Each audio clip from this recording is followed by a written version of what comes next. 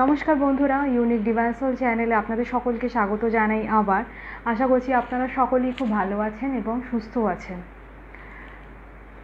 ওই একটা কবিতা কোথায় যেন শুনেছিলাম যে এক আগ কা দরিয়া হ্যায় और डूब के जाना है। কথাটা কিন্তু একদম সত্যি। তবে কাদের ক্ষেত্রে জানেন? টুইন ফিল্ম জার্নির ক্ষেত্রে। আজকে আমরা টুইন ফিল্ম জার্নি সম্পর্কে কিছু ডিটেলসে জানব। টুইন ফিল্ম জার্নি কী? তবে আগেই বলে রাখি, টুইন ফিল্ম জার্নি এবং সোলমেট জার্নি দুটো কিন্তু সম্পূর্ণ আলাদা বিষয়, আলাদা টপিক, আলাদা জার্নি। একটার সাথে একটার কোনো রকম সম্পর্ক নেই। শুনতে হয়তো একই রকম লাগে, কিন্তু এদের জার্নি কিন্তু সম্পূর্ণ আলাদা হয়। তো টুইন ফিল্ম জার্নি কি, দেরি না করে ভিডিও জানা যাক। টুইন ফিল্ম জার্নি হচ্ছে একটা স্পিরিচুয়াল জার্নি এবং একটা খুবই টাফ জার্নি। ওই জন্যই আমি শুরুতে কবিতাটা অ্যাড করলাম। সত্যি এমন একটা জার্নি যেখানে দুটো ভালোবাসার মানুষকে খুব কষ্ট পেতে হয় প্রথম দিকে। পরের দিকে সেটা হয়তো হয় না, কিন্তু প্রথম দিকে তাদের বিগত কয়েক জন্ম ধরে খুব কষ্ট পেতে হয়। তা প্রথমেই আগে জেনে নিই যে টুইন ফ্লেম জার্নিটা আসলে কী। টুইন ফ্লেমই বা কী? টুইন ফ্লেম হচ্ছে আমাদের যে আত্মা থাকে বা আমাদের যে সোল থাকে, আমি সোল হিসেবেই বলছি, আমাদের যে সোল থাকে সেই সোলটাকে দু ভাগে ভাগ করে দেওয়া হয়। ঈশ্বর আমাদের জার্নি যখন শুরু হয়, আমাদের প্রত্যেকটা মানুষেরই জার্নি তো শুরু হয়, প্রথম তো আত্মা থাকে, তাই না? সোল থাকে, তারপর সেটা মানুষ রূপে জন্ম নিয়ে আমরা পৃথিবীতে, এবং তারপর আমাদের জার্নি মানুষ হিসেবে স্টার্ট হয়। কিন্তু আমরা যেটা জানি যে একটা সোলের কখনো মৃত্যু হয় না। একটা শরীরের মৃত্যু হলো, একটা সোল কিন্তু অমর হয়, যাকে বলে যতদিন অবধি সে মোক্ষ লাভ করছে। তো যখন আমাদের সোলের জার্নি স্টার্ট হয়, আমাদের তৈরি করা হয় ওপরে ঈশ্বরের কাছে, তখন ঈশ্বর এই টুইন ফ্লেমকে দুভাগে ভাগ করে দেয়। এবার টুইন ফ্লেম মানে কি? একটা আত্মাকে দুভাগে ভাগ করে দেওয়া। তো যতবার এরা জন্ম নেয় পৃথিবীতে, এরা একসাথেই জন্ম নেয়। যতবার এরা জন্ম নেয়, এদের আলাদা আলাদাভাবে পৃথিবীতে পাঠানো হয়, আলাদা টাইমে। সবসময় যে টুইন ফ্লেমরা একসাথে একই জায়গায় একই বছরে জন্ম নেবে এর কোনো মানে নেই।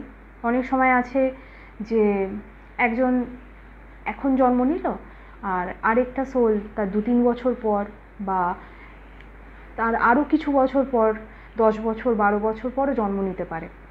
তো এটা কোনো টাইমের ম্যাটার করে না। আর টুইন ফ্লেম সবসময় দুটো ভাগে ভাগ করা হয়। এই যে দুটো সোল হয়, দুটো ভাগে ভাগ করা হয়। একটা হলো ফেমিনাইন এনার্জি, একটা হচ্ছে মাস্কুলাইন এনার্জি। ফেমিনাইন এনার্জি কি? ফেমিনাইন এনার্জি হলো মেয়ে বা শক্তি, শিব শক্তি বলি না আমরা, ঠিক ওরকমই। শিবার শক্তিও কিন্তু টুইন ফ্লেম।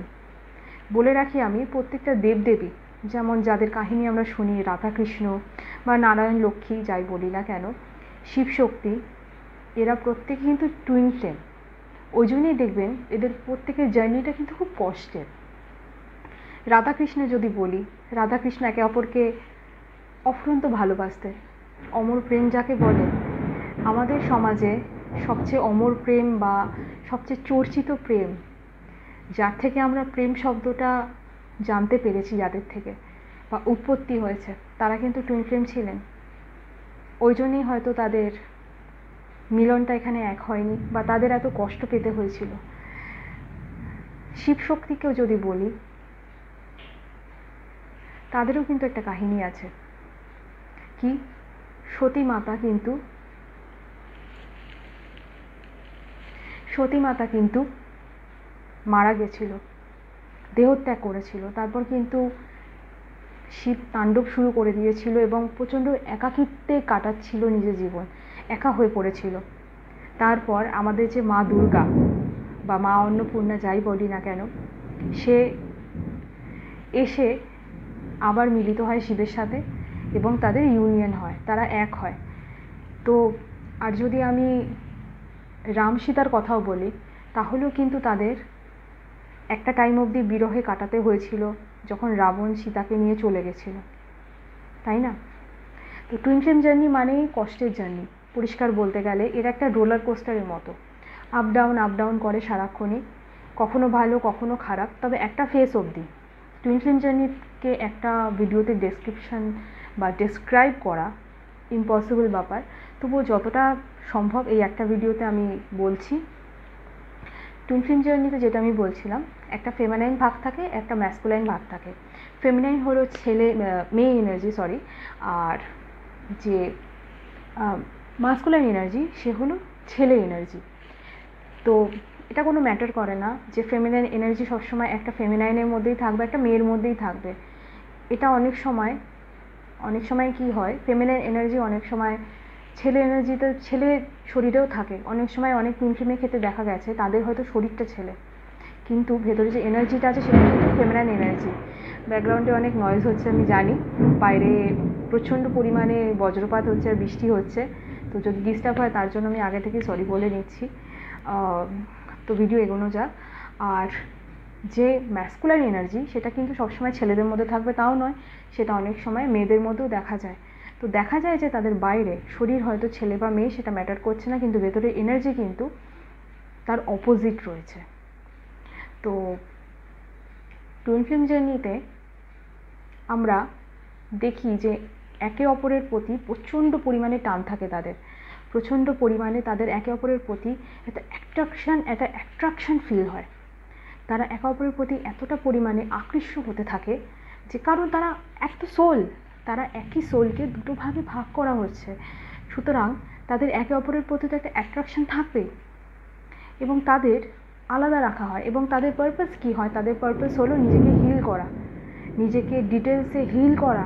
আমরা যে পবিত্র সোল হিসেবে ঈশ্বর আমাদের জন্ম দেয় না, এবং মাটিতে পৃথিবীতে আসার পর আমাদের নানা চারপাশের নেগেটিভিটির দরুন আমাদের ভেতরে নেগেটিভিটি ভরে যায়।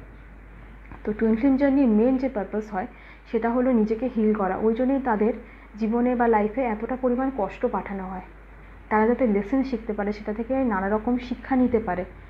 এবং তাদের কিন্তু পারপাস বা লক্ষ্য শুধুমাত্র শেখা নয়, শিখে সেটাকে আগে পাস করা, অন্য মানুষকে হিল করা, আরও যারা টুইন ফ্লেম পৃথিবীতে আছে তাদের হেল্প করা, তাদের হিল করা, এটাই হলো টুইন ফ্লেমের মেন পারপাস। তো টুইন ফ্লেম জার্নি বন্ধুরা, ভয় পাওয়ার কিছুই নেই।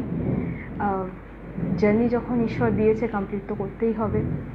তবে কঠিনের সাথে সাথে, কষ্টের জার্নির সাথে সাথে আমি বলবো টুইন ফ্লেম জার্নি খুবই একটা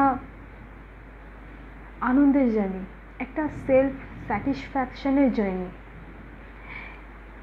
সেটা আস্তে আস্তে আমি অন্য ভিডিওতে আপনাদের সাথে শেয়ার করব। ভিডিও বেশি লং করতে আমি চাই না। তো আজকের ভিডিওটা এই অবধি। যদি ভালো লেগে থাকে অবশ্যই লাইক, কমেন্ট এবং শেয়ার করে দেবেন, এবং অন্য ব্যক্তিকে হিল হওয়ার অবশ্যই সুযোগ করে দেবেন। পরের ভিডিওতে আমি আরও ডিটেলসে বলবো যে টুইন ফ্লেম জার্নিতে আপনি আছেন কি না, সেটা আপনি কিভাবে বুঝবেন, তার কি কি সাইন আছে, এবং নিজেকে কিভাবে হিল করবেন, কিভাবে টুইন ফ্লেম জার্নিতে এগোতে হবে, অবশ্যই আপনাদের সাথে আমি শেয়ার করব। তো সকলে ভালো থাকবেন এবং সুস্থ থাকবেন।